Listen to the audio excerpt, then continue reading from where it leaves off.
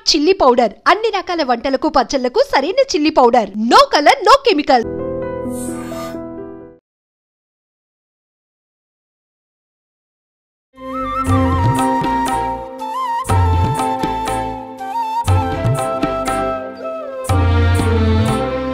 गजाननाय पूर्णाय सांख्यरूपमयाय ते गजाननाय पूर्णाय सांख्यरूपमयाय ते विदेहेन च सर्वत्र संस्थिताय नमो नमः संस्थिताय नमो नमः.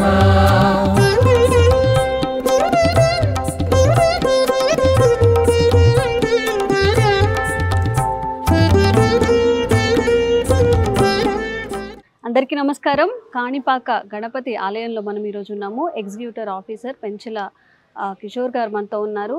ఆలయ అభివృద్ధి గురించి ఆయన మాటల్లోనే అడిగి తెలుసుకుందాం. నమస్కారం అండి.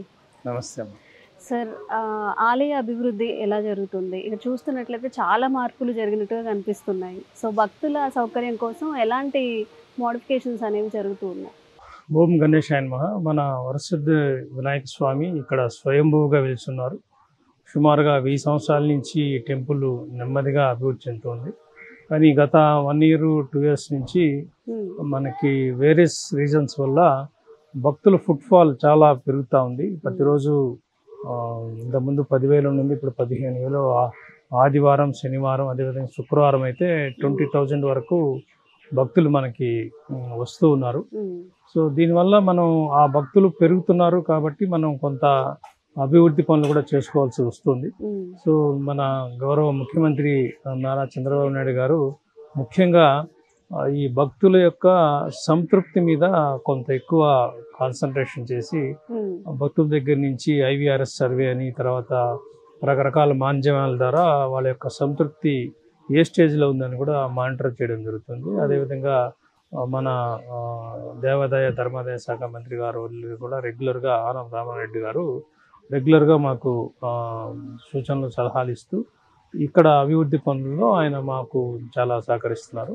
ముఖ్యంగా ఇప్పుడు ఈ ఆలయంలో భక్తులకి ఎటువంటి దర్శనం టైంలో తోపులాటలు అవి లేకుండా క్యూ లైన్స్ మెయింటైన్ చేయడంలోనే ఎక్కువ కాన్సన్ట్రేట్ చేసి త్వరగా భక్తులకు దర్శనం చేయాలనేది మన కాన్సెప్ట్గా మారింది. సో ఇప్పుడు మనం 20,000 మందికి సునాయాసంగా చేస్తున్నాము. సో ఫ్యూచర్లో ఇలాగే అభివృద్ధి చెందుతూ ఉంది కాబట్టి మనకి క్యూ కాంప్లెక్స్ అంటే భక్తుల్ని ఒక చోట కూర్చోబెట్టి తిరుమల తరహాలో టైం వైజ్ వదలాలనేది ఒకటి కాన్సెప్ట్. అంత రద్దీ ఉంటుందా సార్ ఇక్కడ? పెరుగుతున్నారండి, బాగా పెరుగుతున్నారు. మనం ఫ్యూచర్ ని కూడా ఆలోచించాలి. ఇప్పుడు కూడా సాటర్డే సండే కూడా క్యూ లైన్స్ లో మనకి బయటకు వస్తున్నారు, ఎండలో నిలబడాల్సిన అవసరం వస్తాం. దీనికోసంగా మనం ఖచ్చితంగా క్యూ కాంప్లెక్స్ ఒకటి ఏర్పాటు చేసుకోవాలి. దానికి ప్రతిపాదనలు పంపించాం. సుమారుగా 23 కోట్ల ఖర్చుతో ప్రతిపాదనలు పంపించాం. అది వస్తే వెంటనే భక్తులకి సంతృప్తికరంగా దర్శనం చేయించే దాంట్లో మనం ముందు ఉంటామండి. ఇప్పుడు బ్రహ్మోత్సవాలు కూడా జరుగుతూ ఉన్నాయి కదా సార్, ఎలాంటి ప్రత్యేకమైన ఏర్పాట్లు ఏమైనా జరుగుతున్నాయా కాణిపాకంలో?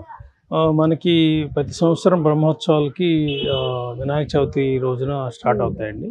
మనకి ఈ నెల వచ్చే నెల 27వ తేదీన వినాయక చవితి ఉంది. 27వ తేదీ నుంచి సెప్టెంబర్ 16వ తేదీ వరకు మనకి బ్రహ్మోత్సవాలు మరి ప్రత్యేక ఉత్సవాలు జరుగుతాయి. సుమారుగా 1,00,000 మంది మనకి ప్రతిరోజు ఆ టైంలో ఖచ్చితంగా వస్తారు. అదేవిధంగా ఇక్కడ ఉభయదారులు మాకు ఈ ప్రత్యేక ఉత్సవాలు తర్వాత అదేవిధంగా బ్రహ్మోత్సవాల్లో వాళ్ళు ముఖ్యమైన పాత్ర వహిస్తారు. వాళ్ళందరికీ ఒక్కొక్క గ్రామానికి ఇక్కడ 14 గ్రామాల ఉభయదారులు ఉంటారు. వాళ్ళందరికీ కూడా బ్రహ్మోత్సవాల్లో ఒక్కొక్క వాహనం ఉంటుంది. ఆ రోజు వాళ్ళ వాహనము, వాళ్ళ ఉభయదారులు వాళ్ళ ఖర్చుతో చాలా కనుల పండుగగా బ్రహ్మోత్సవాలు జరుగుతాయి. సో మొదటి నుంచి కూడా ఈ ఆలయం అభివృద్ధిలో ఉభయదారుల పాత్ర చాలా ఉంటుంది. వాళ్ళు బ్రహ్మోత్సవాలు ఎక్కువగా నిర్వహించడానికి వాళ్ళు బాగా కోఆపరేట్ చేస్తారు. సో ఈ బ్రహ్మోత్సవాల్లో ముఖ్యంగా పుష్పపల్లకి, తర్వాత తెప్పోత్సవము, ఇలాంటి ప్రత్యేకమైన పండుగల్లో ఎక్కువ మంది భక్తులు స్వామివారిని విజిట్ చేసే అవకాశం ఉంది. వారికి సంబంధించి శానిటేషన్ కానివ్వండి, అన్నదానం కానివ్వండి, ఈ రకమైన అన్ని ఏర్పాట్లు కూడా ముందస్తుగానే మనం ఏర్పాట్లు చేసుకుంటూ ఉన్నాం. సో ఎలా విధంగా జిల్లా కలెక్టర్ గారిని, ఎస్పీ గారిని కూడా రిక్వెస్ట్ చేశాం. సో ఆ రోజు మాకు జిల్లా యంత్రాంగం నుంచి పూర్తి సపోర్ట్ కావాలి కాబట్టి వారిని కూడా కలిసి రిక్వెస్ట్ చేస్తున్నాం. సో ఎటువంటి ఆటంకాలు లేకుండా ఆ విఘ్నేశ్వరుడు యొక్క బ్రహ్మోత్సవాలు ఘనంగా జరిగించడానికి ప్రయత్నం చేస్తాం. అంతమంది రద్దీ ఉన్నప్పుడు మనకి అన్నదానం కూడా ఇబ్బంది అవుతుంది కదా సార్, ఆ విషయంలో ఏమైనా జాగ్రత్తలు తీసుకుంటున్నారా?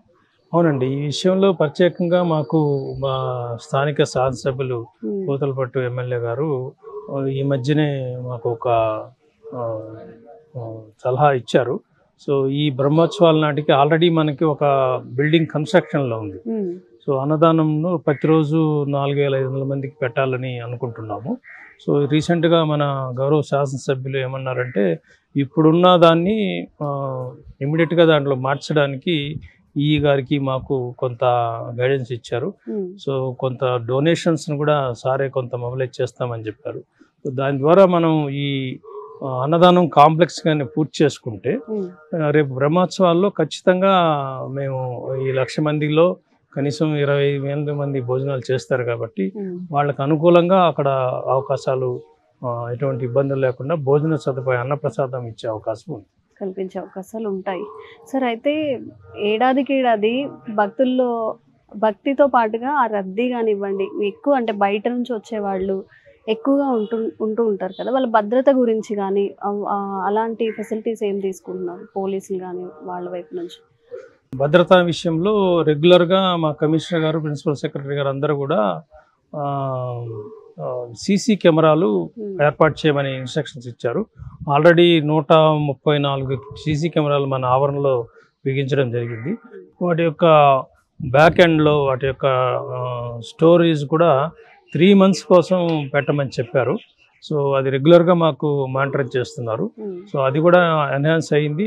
ఇప్పుడు 3 monthsకి బ్యాకప్ చేస్తున్నాము.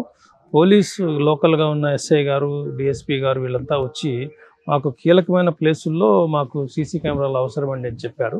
ఆ ప్లేసుల్లో కూడా మేము ఇప్పుడు సీసీ కెమెరాలు పెట్టాము. సో భక్తులు చిన్న ఇక్కడ పెద్ద లా అండ్ ఆర్డర్ ఇష్యూస్ ఉండవండి. మామూలుగా చైన్ పోగొట్టుకోవడం, ఏదైనా పర్స్ పోగొట్టుకోవడం ఇలాంటివి జరిగినప్పుడు వాళ్ళు ఏ లొకేషన్ వరకు విత్ ఆ లగేజ్తో వచ్చారు, చైన్ వాళ్ళ మెడలో ఉందా లేదా, ఇలాంటివన్నీ వాళ్ళు చూసి వెంటనే రికవరీ చేయడానికి లేకపోతే కేసు పెట్టి తీసుకోవడానికి, ఎవరైనా సెల్ ఫోన్ పోవడం ఇలాంటివి చిన్న నేరాలు తప్పితే ఇక్కడ పెద్ద నేరాలు ఉండవు. సో మనకి ఏదైనా సరే ఒక బ్యాకప్ ఉండాలి కాబట్టి 3 months బ్యాకప్ కోసం మన కమిషనరేట్ నుంచి బాగా ప్రెషరైజ్ ఉంది. అదే దానికి కూడా వెళ్తున్నాము.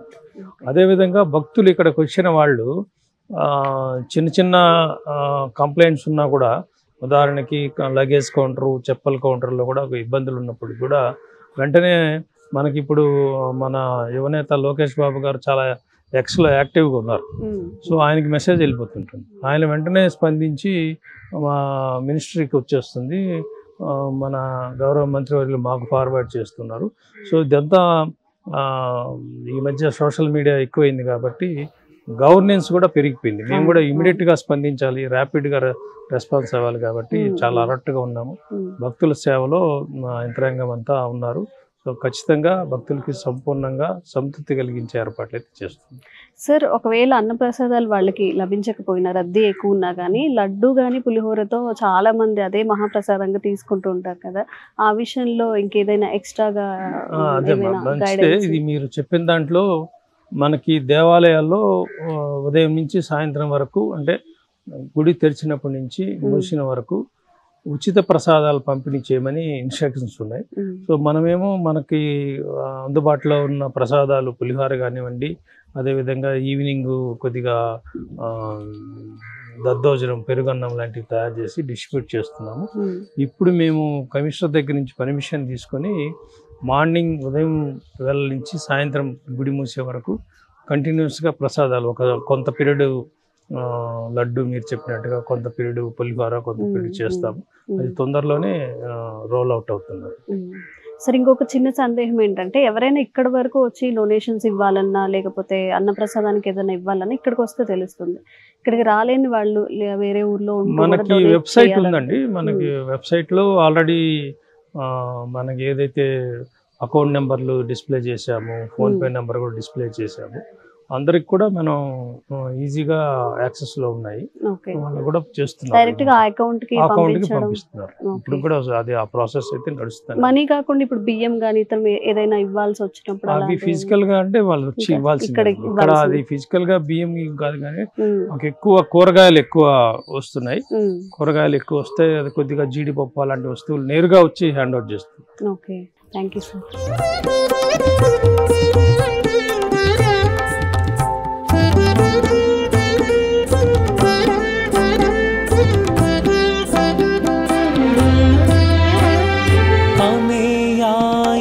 हेरम्बा परशुधारकायते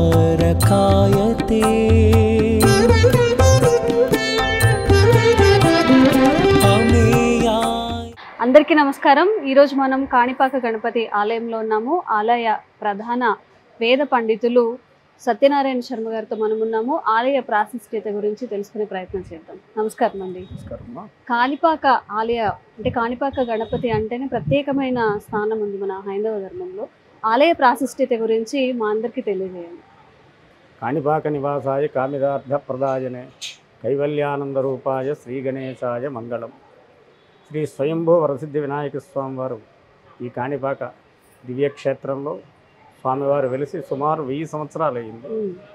వెలిసి అప్పుడు చెవుడు, గుడ్డి, మూగ అనేటువంటి ముగ్గురు అందులో వ్యవసాయ క్షేత్రంగా ఇది బాసిల్లుతూ ఉండేది. ఆ క్రమంలోనే పూర్వం అన్నీ కూడా దిగుడు బావులు అన్నీ కూడా నీరు చేతితో పట్టుకుని పైకి తీసుకొచ్చి పంట పొలాలకు పోసుకునేవారు. అలాంటి సమయంలో ఈ ముగ్గురు యొక్క ఈ క్షేత్రం చెవుడు, గుడ్డి, మూగ అందుల యొక్క వ్యవసాయ క్షేత్రం ఉన్నట్టుండి ఈ చుట్టుపక్కల గ్రామాలకు అన్నింటికీ కూడా క్షామం వచ్చి చెరువులు, బావులు అన్నీ ఎండిపోతే ఈ స్వామివారు ఉండేటువంటి బావిలోనే కొంత నీరు ఉంటుంది. మామూలుగా పూడిక తీర్దాం అనేటువంటి ఉద్దేశంలో గుడ్డివాడు, మూగవాడు లోపలికి దిగి గడ్డపారతోటి స్వామి శిరస్సు అని తెలియకుండా, స్వామి రూపం అని తెలియకుండా ఆ శిరస్సు మీద గడ్డపారతో కొట్టడం జరుగుతుంది. ఆ యొక్క శిరస్సులోంచి, ఆ యొక్క శిలలోంచి రక్తస్రావం జరుగుతుంది. ఆ రక్తస్రావం చూసి ఎప్పుడైతే ఆ స్పర్శ, రక్తస్పర్శ వీళ్ళకి తగిలిందో వీళ్ళ అంధత్వాలన్నీ కూడా పోతాయి. గుడ్డివాడికి చూపు రావడం, మూగవాడికి మాట రావడం, చెవిటివాడికి వినపడడం అనేటువంటి జరుగుతుంది. ఈ యొక్క విశేషాన్ని చుట్టుపక్కల ఉండేటువంటి గ్రామాల వాళ్ళు అందరికీ కూడా తెలిసి ఆ యొక్క రక్తస్రావం ఆగడానికి ఈ యొక్క స్వామివారికి కొబ్బరికాయలతోటి అభిషేకం చేయడం జరుగుతుంది. ఈ కొబ్బరి నీళ్లు ఈ 1.25 ఎకరం పారడం వల్ల కాణిపాకంగా పేరు వచ్చింది. కాలక్రమేణా అది కాణిపాకంగా మారి ఇప్పుడు దివ్యక్షేత్రంగా బాసిల్లుతూ ఉంది. ఈ యొక్క కాణిపాక క్షేత్రంలో ముఖ్యంగా పూర్వకాలం నుంచి ఆర్కాడు, తమిళనాడు రాష్ట్రం ఆర్కాడు ఉమ్మడి మద్రాసు డిస్టిక్లో ఉండేటప్పుడు ఆర్కాడ్ డిస్టిక్గా ఉండేది. అప్పటి నుంచి కూడా ఇక్కడ స్వామివారికి ప్రమాణాలు ప్రత్యేకమైనటువంటిది.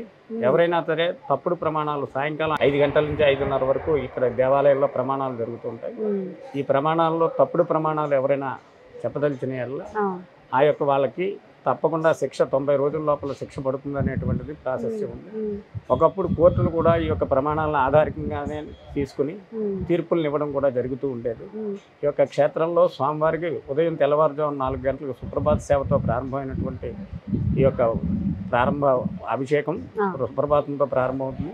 తర్వాత పంచామృతాభిషేకం, తర్వాత నిజరూప దర్శనం, స్వామివారికి 7 గంటల నుంచి 7:30 వరకు పాలాభిషేకం, 7:30 నుంచి 8 గంటల వరకు పాలాభిషేకం, తర్వాత మళ్ళీ 9 గంటలకు అభిషేకం, తర్వాత 11 గంటలకు అభిషేకము, షట్కాల పూజలు మొదలైనటువంటి కార్యక్రమంలో సాయంకాలం 5:30 కూడా అభిషేకం ఉంటుంది.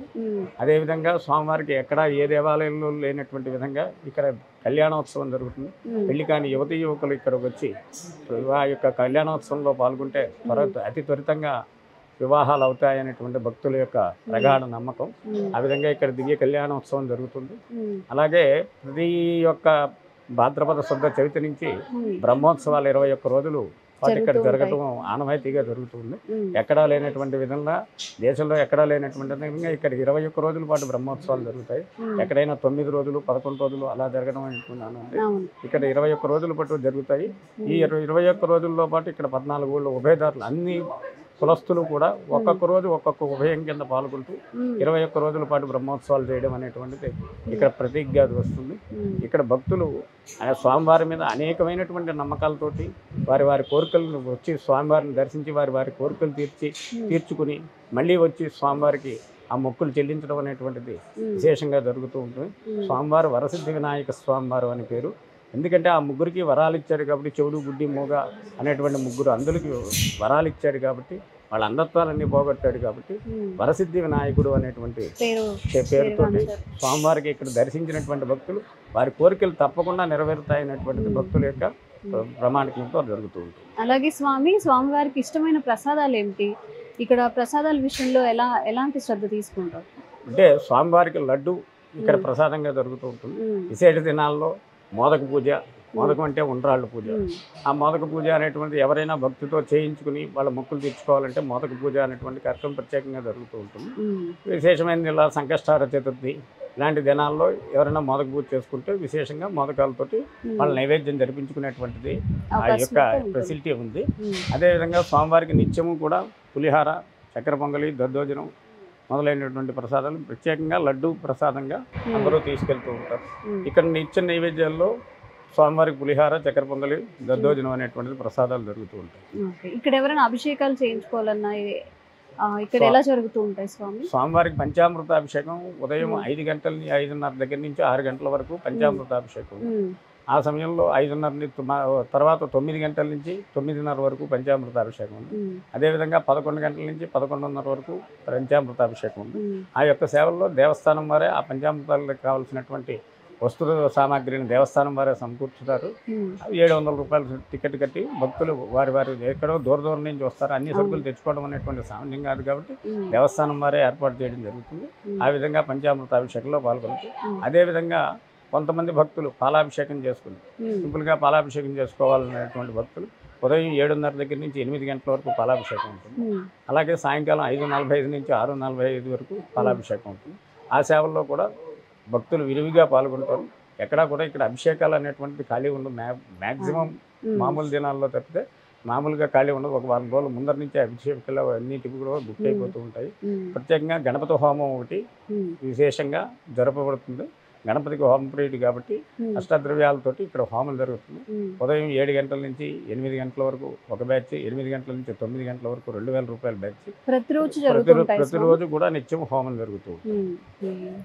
అలాగే మీరు ఇందాక చెప్పినట్టుగా సత్య ప్రమాణాలు చేసేటప్పుడు ఇక్కడ ఎలాంటి నియమాలు పాటించాల్సి ఉంటుంది? వాళ్ళు ప్రమాణం చేసేటువంటి భక్తులు, ప్రమాణం చేయించేటువంటి భక్తులు ఇద్దరు కూడా కోనేట్లో స్వామివారి కోనేట్లో తలస్నానం చేసి తడి బట్టలతోటి స్వామివారి దేవాలయంలో ప్రవేశించి చేయించేవాడు కర్పూరం వెలిగిస్తాడు. నేను చేయలేదు, ఈ తప్పు చేయలేదని చెప్పి చేసేవాడు ఆ కర్పూరాన్ని ఆర్పేసి స్వామి ఎదురుగున్నాను. అక్కడ అర్చకులు కానీ ఇంకెవరు కానీ స్టాఫ్ కానీ ఉండరు. ఈ చేసేవాడు చేయించేవాడు భగవంతుడు ముగ్గురే ఉంటారు ప్రమాణానికి. వాళ్ళిద్దరికీ చేసేటువంటి తప్పుడు ప్రమాణం ఏంటి అనేది భగవంతుడే నిర్ణయిస్తాడు. తప్పుడు ప్రమాణం చేసేవాడికి ఖచ్చితంగా 90 రోజుల లోపల వాడికి ఏదో ఒకటి వాడి కుటుంబానికి కానీ వాడికి కానీ ఎఫెక్ట్ అనేటువంటిది జరుగుతూ ఉంటుంది. అందువల్ల భక్తులు అది ప్రమాణం చేయడానికి సామాన్యంగా భయపడతారు.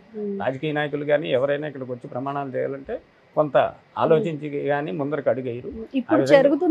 ప్రతిరోజు కూడా నిత్యం 5 గంటల నుంచి 5:30 వరకు స్వామివారి దేవాలయాల్లో ప్రమాణాలు జరుగుతూ ఉంటాయి.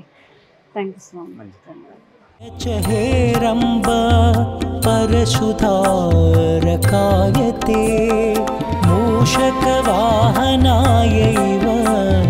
విశ్వేశాయ నమో నమః. విశ్వేశాయ నమో నమః.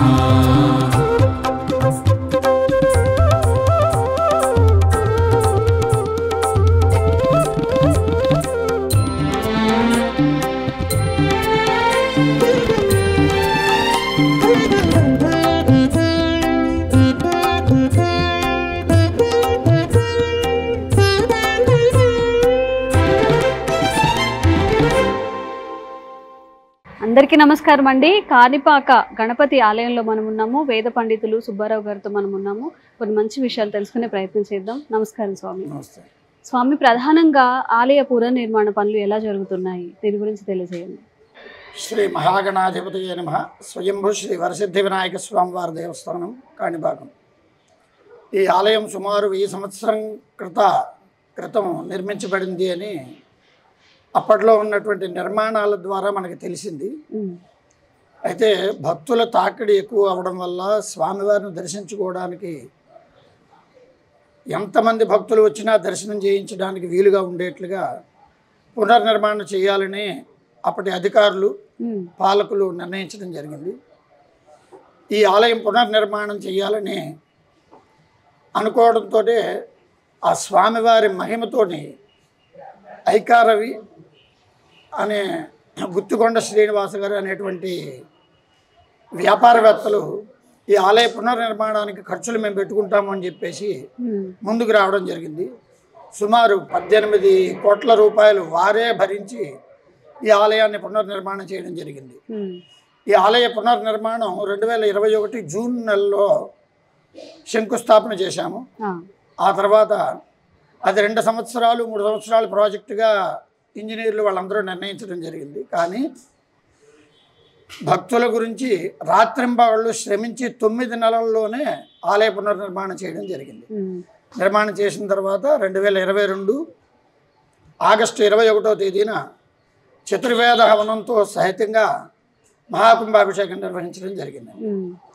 ఈ ఆలయం ఇలా ఉండి ఇక్కడ ఉన్నటువంటి ఉపాలయమైనటువంటి ఆంజనేయ స్వామి ఆలయం కట్టుబడిగా ఉంది కదా, దాన్ని కూడా పునర్నిర్మించాలని మరొక దాతలు అనిల్ కుమార్ గారని వారు దీన్ని నేను నిర్మాణం చేస్తాను, దీని ఖర్చు నేను భరిస్తాను అని చెప్పేసి రావడం జరిగింది. ఇక్కడ ఈ ఆలయం లోపలేనా స్వామి? వేరేగా ఈ లోపలే మనం లోపలికి మెట్లు దిగేటప్పుడు ఎడమ చేతి పక్కన ఆంజనేయ స్వామి ఆలయం ఉంటుంది. దాన్ని కూడా పూర్తిగా రాతితో ఆయన దాతల సహకారంతో పునర్నిర్మాణం చేసి మొన్న ఈ సంవత్సరం అంటే 2025 మే నెల 30వ తేదీన కుంభాభిషేకం నిర్వహించడం జరిగింది. ఈ ఆలయానికి స్వామివారికి ప్రతి దేవాలయానికి క్షేత్రపాలకుడు అనేటువంటి ఒక దేవత లేదా దేవుడు ఉంటారు. అదేవిధంగా ఈ కాణిపాక క్షేత్రంలో క్షేత్రపాలకుడిగా ఆంజనేయ స్వామి వారు వెలుగొందుతూ ఉన్నారు. ఈ ఆలయాన్ని ఇంతకుముందు సిమెంట్ తోటి వేరే వారు నిర్మించారు. ఇప్పుడు లేటెస్ట్గా పునర్నిర్మాణం పూర్తిగా రాతితో నిర్వహించడం జరిగింది. కుంభాభిషేకం కూడా మొన్న 30వ తేదీ జరిగింది.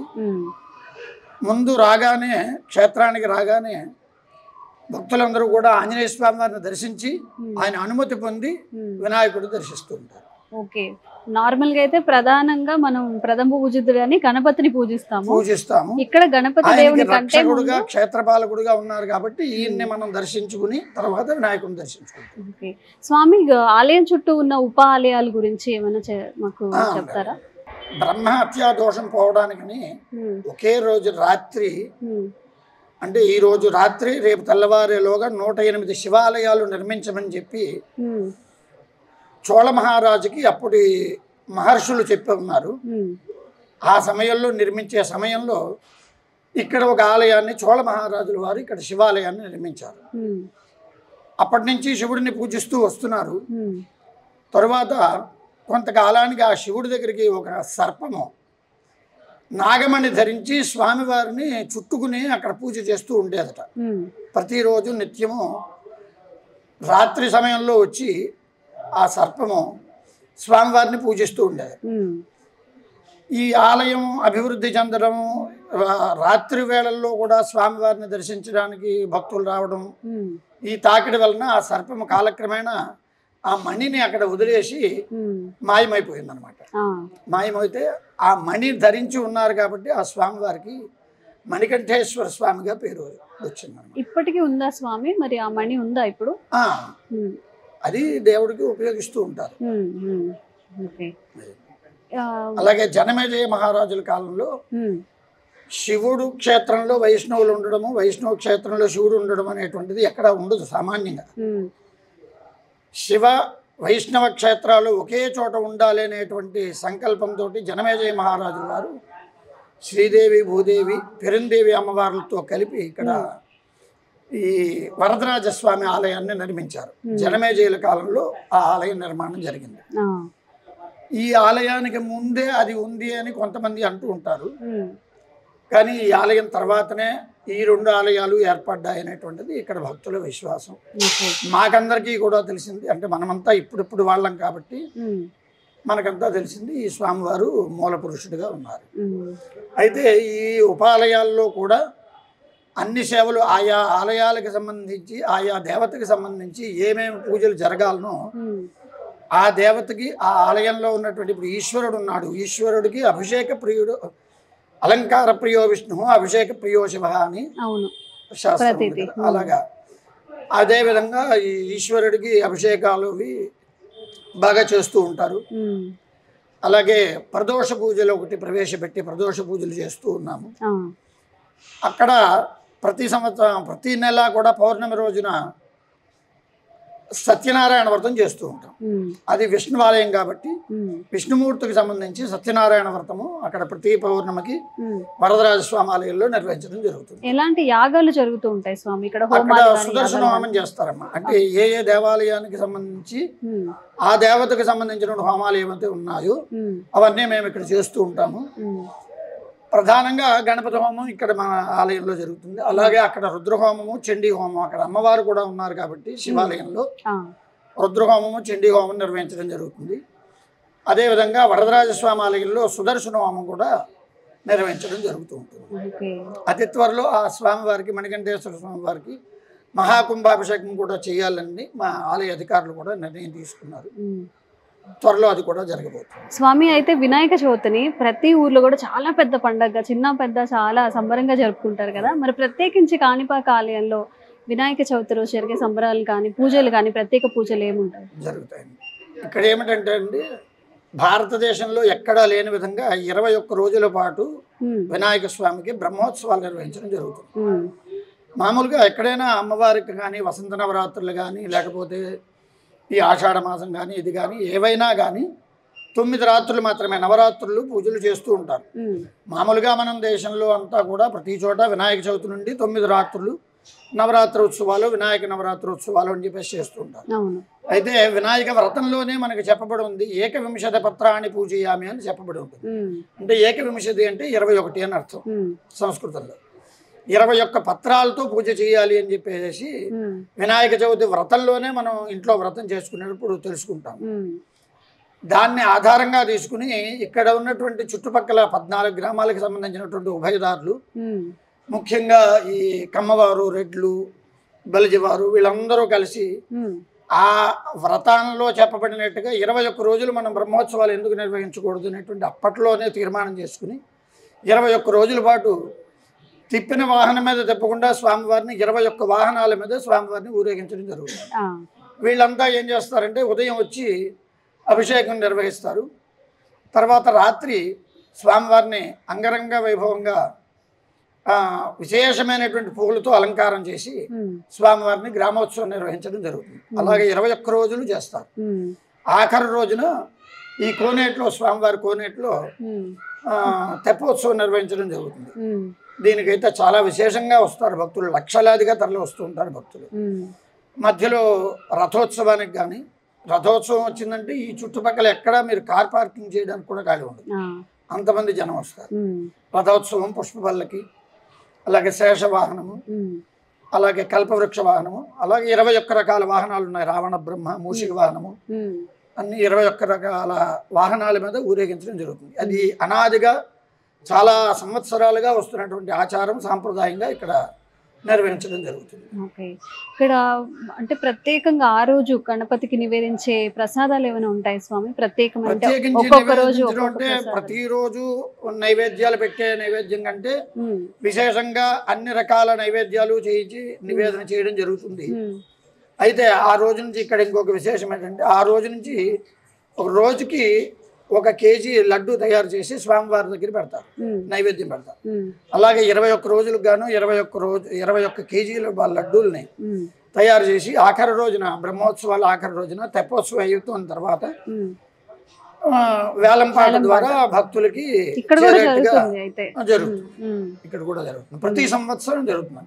ఇది సుమారుగా ఇలాగ లడ్డు, స్వామివారి లడ్డూని ప్రసాదంగా అందరికి భక్తులకు అందించడానికి సుమారుగా ఒక 20 సంవత్సరాల నుంచి అది జరుగుతుంది.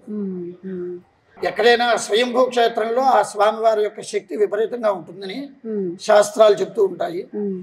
ఇక్కడ స్వామివారు వినాయకుడే స్వయంగా వెలవడం, అది కూడా భక్తుల్ని అనుగ్రహించడానికి వెలిసినందువల్ల భక్తులకి కోరిన వరాలను వెంటనే ఇచ్చేవారు కాబట్టి వరసిద్ధ వినాయక స్వామివారిగా పేరు పొందారు.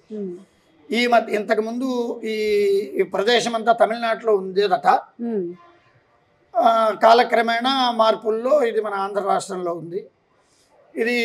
దీన్ని తెలుసుకుని చాలామంది రకరకాల రాష్ట్రాల నుండి విదేశాల నుండి కూడా ఇప్పుడు భక్తులు విచ్చేస్తున్నారు.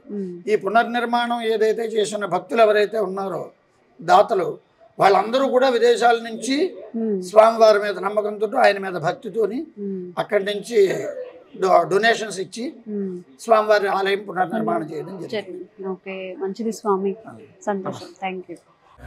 క్షుద్రఘంటాని నాదాభిరామం చరతాండవో దండవ పద్మతాళం లసత్తుందిలాంగోపరి వ్యాలహారం గణాధీశమీశాన సూనుంతమీరే గణాధీశమీశాన సూనుంతమీరే లంబోదరం విఘ్నరాజం ఓం నమస్తే గణపతయే ధూమ్రవర్ణం బాలచంద్రం జై నమస్తే గణపతయే వినాయకం గజాననం ఓం నమస్తే గణపతయే జై నమస్తే గణపతయే.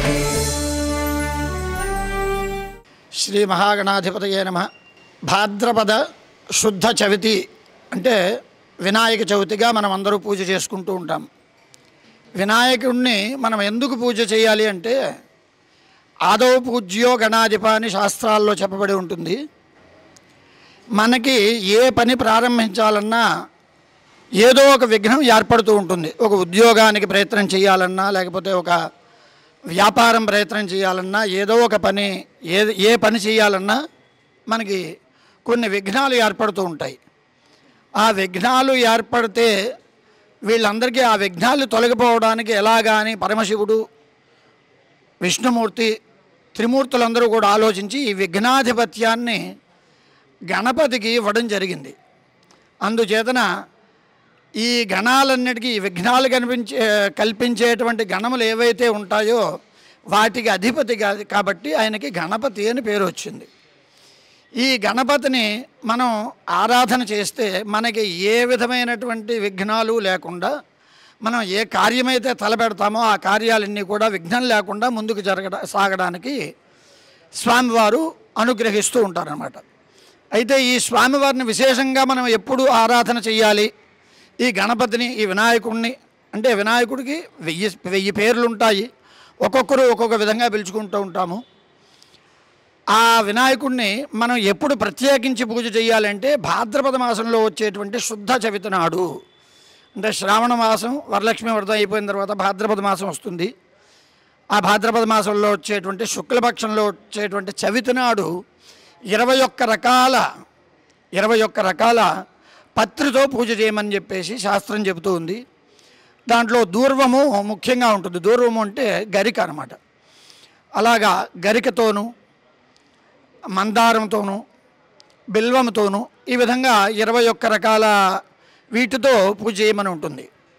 అయితే ఇక్కడ మనం ఒక తెలుసుకోవాల్సినటువంటి చిన్న విషయం ఏమంటే, వెంటనే మనం తలుచుకున్న వెంటనే మన కోరికల్ని నెరవేర్చేవారు ఎవరైనా ఉన్నారు అంటే ముక్కోటి దేవతల్లోనూ అది కేవలం వినాయకుడు మాత్రమే. అందుకని ఆ వినాయకుడిని మనం 21 రకాల పత్రాలతో పూజించాలి అని చెప్పేసి శాస్త్రం చెబుతూ ఉంది. ఈ 21 రకాలు ఎవరు పడితే అంటే జనాలు, భక్తులు తెలిసినటువంటి వారికి వారికి దొరికిన ఆకులతోటి వాటితోటి పూజ చేయడం జరుగుతుంది. అలా కాకుండా వినాయక వ్రతకల్పం అనేటువంటి పుస్తకంలోనే దాన్ని తెలియపరుస్తూ చాలామంది చాలా విధాలుగా పుస్తకాలు తయారు చేసి పెట్టడం జరిగింది. ఆ గ్రంథాలు చూసి దాంట్లో ఏ పుష్పాలు లేదా పత్రాలు అయితే చెప్పబడి ఉన్నాయో వాటితో మాత్రమే పూజ చేయాలి.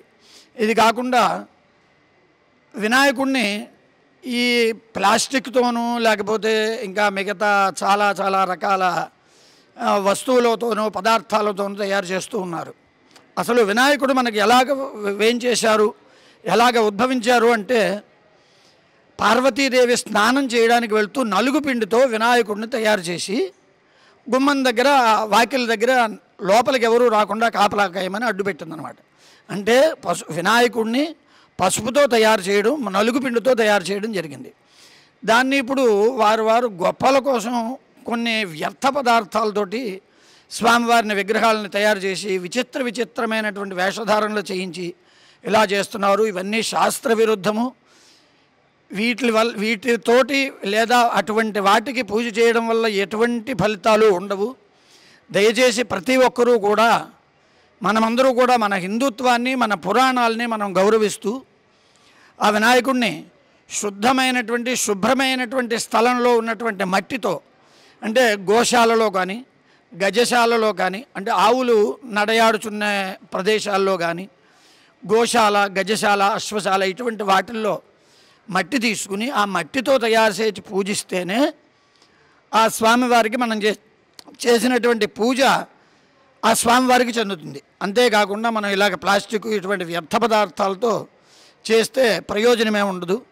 కాబట్టి భక్తులు అందరూ కూడా దీన్ని గుర్తుపెట్టుకుని దీన్ని ఆచరించవలసిందిగా దేవస్థానం తరఫున, పండితుల తరఫున, అందరి తరఫున కోరుకుంటూ ఉన్నాం. హరి ఓం స్వస్తి.